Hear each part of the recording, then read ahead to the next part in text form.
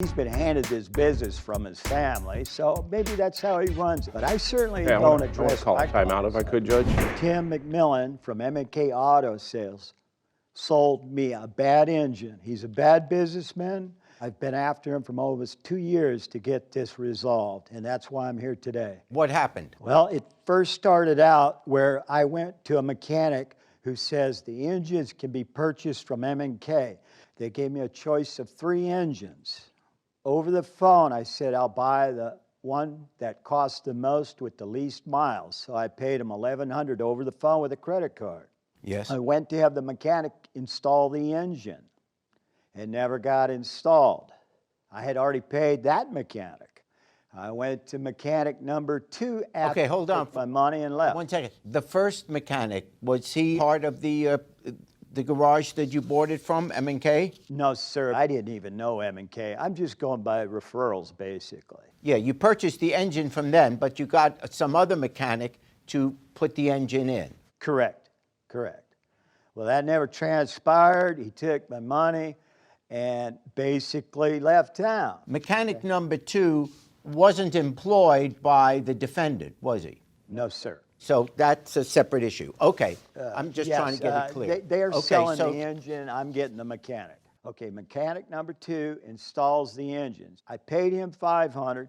I get in the car, the air doesn't work. So I called mechanic number 3 now, who lives 40 miles down the road. I went, picked him up, his tools, brought him over to my house. He spent the weekend going through it, fixed the air conditioner.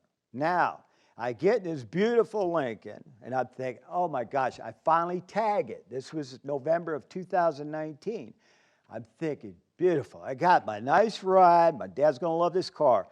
I take a 100-mile trip to Jacksonville, Florida. I'm almost halfway back when, boom, I'm on the side of the road. I call a tow truck. They tow it back to my yard, and that's where it's been since.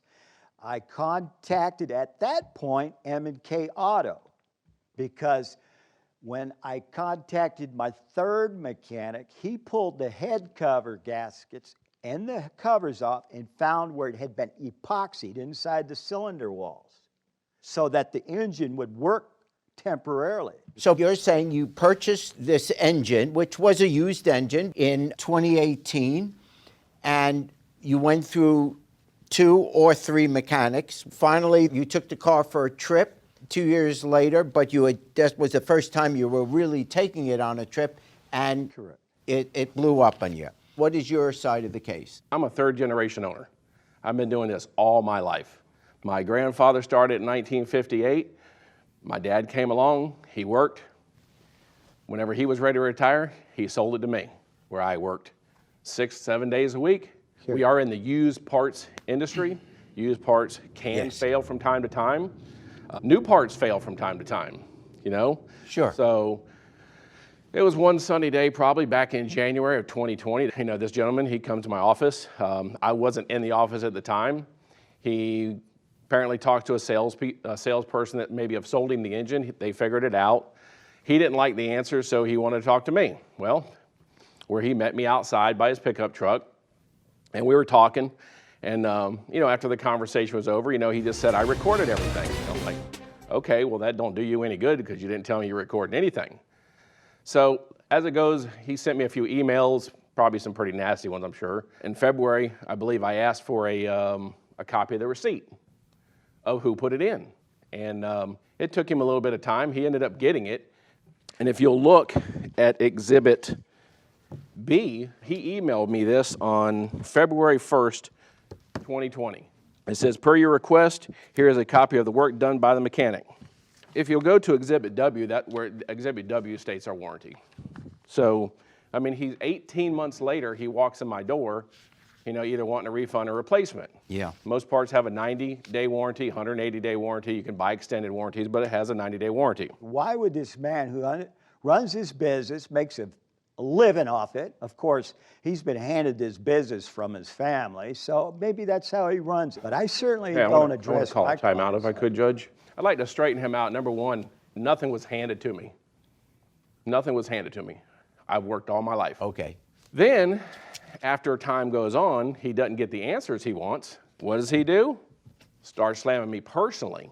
Actually went out to Yelp and put my home address on Yelp for everybody to see. I see that. Yeah, you shouldn't do that. Okay, that was wrong. Yeah. That was wrong. Your Honor. It was. Your Honor, this is after being stretched many months. Hey, if you want a timeout, ask for one.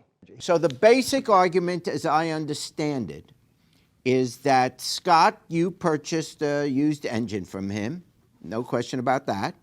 You had a number of mechanics work ultimately to install it. And over a 2-year period, it was finally ready to run.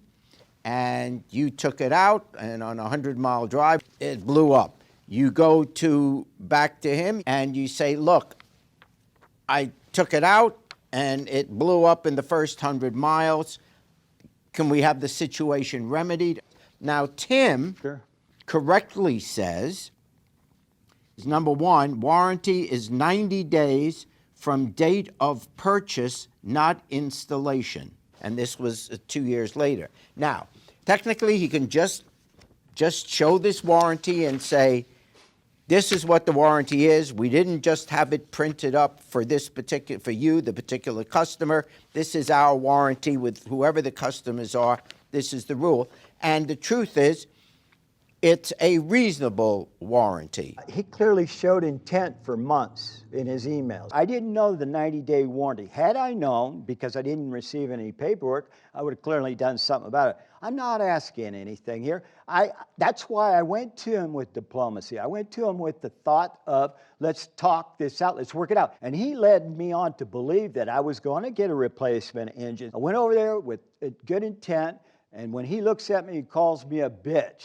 I have to make a legal determination because of the warranty and because of the 2-year period that extended beyond the warranty, and so the plaintiff's suit is dismissed.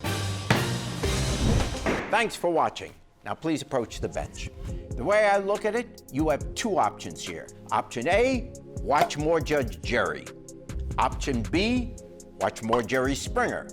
The choice is yours. Now get out of my courtroom. You have more clips to watch. And don't forget to subscribe.